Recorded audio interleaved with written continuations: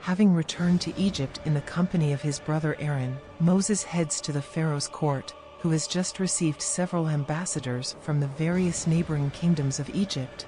Nefretiri recognizes Moses and suppresses the impulse to embrace him.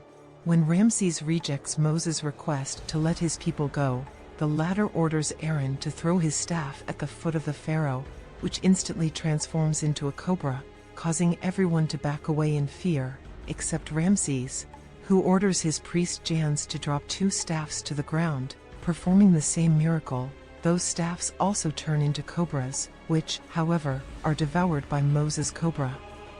Rameses, surprised but not moved, not only rejects the request to free the Hebrew people, but also orders that the slaves from that day forward make bricks without straw, something impossible without a miracle, thus forcing Moses to leave the court.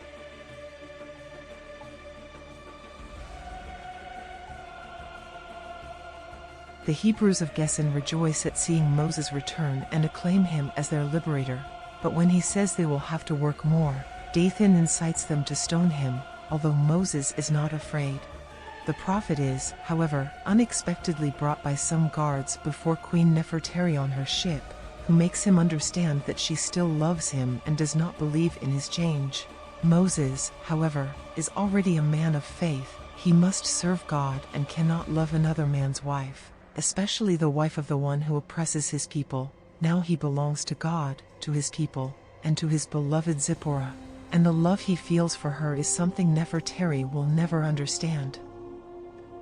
The Israelite women begin to fill their water jars, as Miriam has heard from her brother that the water will soon run out.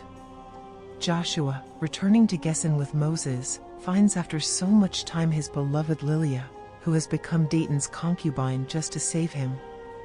Josué swears that he will free her, but Lilia, overwhelmed by shame, believes that even Moses cannot save her from the slavery that oppresses her, a slavery that crushes her soul more than her body. Rameses and his priests are celebrating a ritual in honor of the Nile god when Moses and Aaron arrive, announcing that the Nile will turn to blood if Rameses does not obey the divine will. The sovereign, unmoved, rejects once again. Then Moses orders Aaron to stretch the staff over the waters of the Nile, which turn to blood, including the water in the vessel in Rameses' hands, who is left astonished.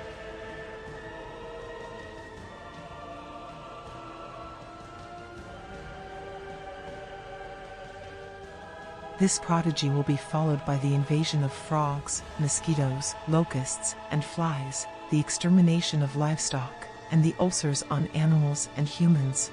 The people, in an uproar, demand the release of the Jews, but Rameses does not yield, not even to Jans, who implores him to listen to the words of Moses and invites the prophet to his palace.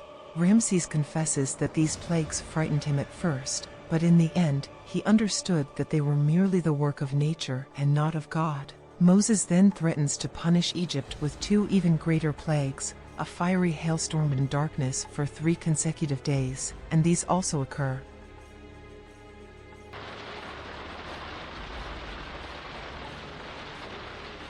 After the 3 days of darkness, the Pharaoh's ministers gather around their lord, asking for the release of the Hebrews. Rameses seems to yield to the scribe who has already written the mandate allowing the Hebrews to leave Egypt, but Nefretiri, thirsting for revenge for Moses' rejection, urges him to resist so as not to appear weak before the other kings and his people. Moses is summoned to the palace, where the Pharaoh, listening to his wife, steps on the document in front of the prophet and the desperate ministers. At such a sight, Moses threatens to punish Egypt with one last and horrible plague, so horrible that it forces the Pharaoh to send them away. Rameses becomes enraged and orders the prophet never to see him again. When Moses departs, the Pharaoh then orders the palace guards to gather the army to eliminate all the Hebrew firstborns that very night, starting with Moses' son. Not wanting it to come to that, Nefretiri then decides to go to Gessen to ask Sephora to flee to Midian with her son, saving him from death. Moses, unaware of everything, returns home, but only finds Nefretiri waiting for him. The Queen of Egypt explains what happened, Sephora's escape, and Ramses' order. Moses is as if enlightened. The Pharaoh's order will turn against him, as it will not be the Hebrew firstborns who will die, but the Egyptians. Nefretiri pales at the thought that her only son will die and begs Moses to save him, just as she tried to save hers. But the prophet is merely an instrument in the hands of the Lord, and Nefretiri's son cannot be saved because he is also Ramses' son. The queen, convinced that Moses will not kill her son because he still loves him, leaves her house and returns to the palace. As soon as Nefretiri leaves, Moses, desperate, implores the Lord to appease his wrath. This, however, does not happen. Only the firstborns whose houses are marked with the blood of a lamb on the doorpost will be saved, including Lilia, safeguarded by the beloved Joshua through the same method. The moonlight is darkened by a mysterious green smoke that forms the figure of a skeletal hand in the sky. Inside their homes, the Jews celebrate Passover, the festival of liberation, eating unleavened bread and bitter herbs, while around them the cries of Egyptian mothers and their children can be heard. Bithiah asks and obtains from Moses the permission to enter and be with them, as well as to leave with the Jews. Moses consents, because anyone who thirsts for freedom can come with them. From the royal palace, Ramses and his soldiers watch as the plague spreads and slowly climbs the palace steps, enveloping them. When Pentuer's own firstborn dies agonizingly, struck by the disease, not before having begged the Pharaoh to let the Hebrews go, Ramses understands that his son's life is seriously in danger and rushes to him, finding him dying in bed next to his worried mother and a stunned doctor. Hoping that the freedom of the Hebrews will be enough for his son to stay alive, he orders Moses to be brought before him, and informs him that he and his people are free. It's too late, his son is already dead.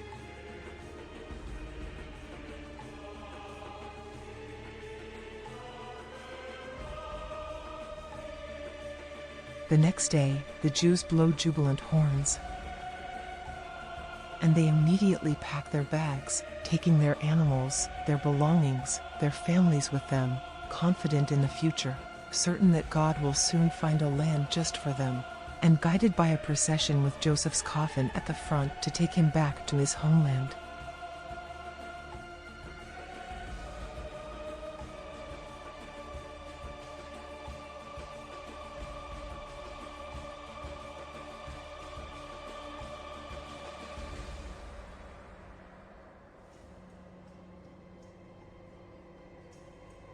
Meanwhile, the desperate Ramses is brought back to reality by Nefretiri, and now devastated by pain and filled with fury, he orders the army to prepare, determined to pursue the Hebrews and exterminate them one by one, even to crush Moses himself under the wheels of his chariot. Nefretiri, deeply resentful towards Moses, once loved and now hated, offers him the sword and asks for the prophet to be killed with that blade. Ramses accepts, but he promises his wife that, as soon as he returns, he will also kill her with that same sword.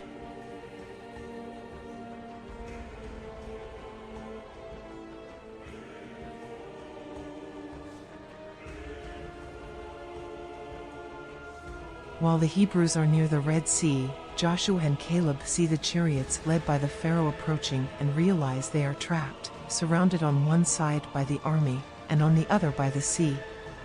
Blocking the Egyptians' path, however, is a huge wall of fire.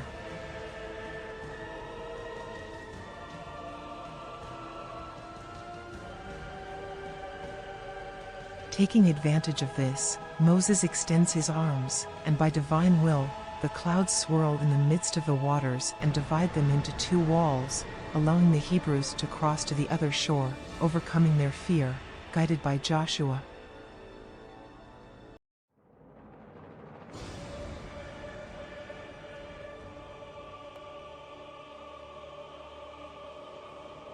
When the wall of fire goes out, Ramses orders his soldiers to advance against the Hebrews, but he stays with Moses for himself.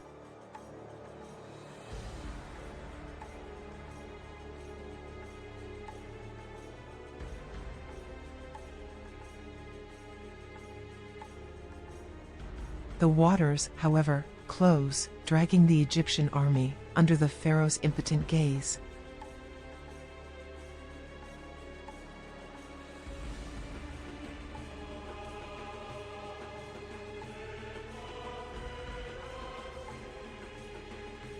When he returns to the palace, Nefretiri impatiently awaits her husband's return with the sword soaked in Moses' blood. When, after he raises his arm ready to strike her, she asks him to show her Moses' blood, the Pharaoh throws the sword to the ground, sits on the throne next to his wife, and finally admits his defeat. "Your God is God." After a long journey, the Jews arrive at the foot of Sinai, and Moses climbs to the top, followed by the ever-faithful Joshua. After 40 days without news of him, the Hebrews consult each other about what to do. While Aaron, ignored, tries to maintain the faith of his companions, Dathan is sure that Moses has died, supported by a good part of the people. According to him, the best thing to do, if they don't want to die of hunger, is to return to Egypt with a golden idol to gift to the Pharaoh. Aaron tries in vain to dissuade them, but he himself is forced to make the statue that represents a golden calf, made with the bracelets and necklaces of the women melted down along with the treasures brought from Egypt. Almost all the Jews, except Lilia, Miriam, Sephora, Bithiah, and others, finally begin to celebrate, displaying all their vile acts. Moses, oblivious to everything, asks the Lord why the long wait. God manifests to him in the form of a pillar of fire and tears 2 tablets from the rock on which he engraves the 10 Commandments. Then he descends from the top of the mountain, announced by Joshua's horn, which stops Lilia's sacrifice to the new God. The prophet casts his anathema against those who have served the golden idol and asks the people who believe in it to come forward. Many choose to approach him. The prophet, furious with those who have decided not to approach him, throws the tablets of the 10 Commandments at the golden calf, and from the sky, lightning rains down, while the earth opens up. Dathan, the brother Abram, and the friend Korah sink into the abyss, while the idolaters burn in the fire generated by the lightning. For 40 years the people wandered in the desert, until the generation that had committed idolatry was extinguished. The new Jewish generation finally reaches the borders of the Promised Land, but Moses cannot enter. He had not been entirely faithful to God at the waters of Meribah, and God had ordered him to view it from afar because he would not be allowed to cross the Jordan. Now old and weary, he ascends Mount Nebo with a few faithful followers and entrusts the task of guiding them to Joshua, companion of all his pilgrimages. It is fulfilled just as Rameses had said, "Thus it was written and thus it was done."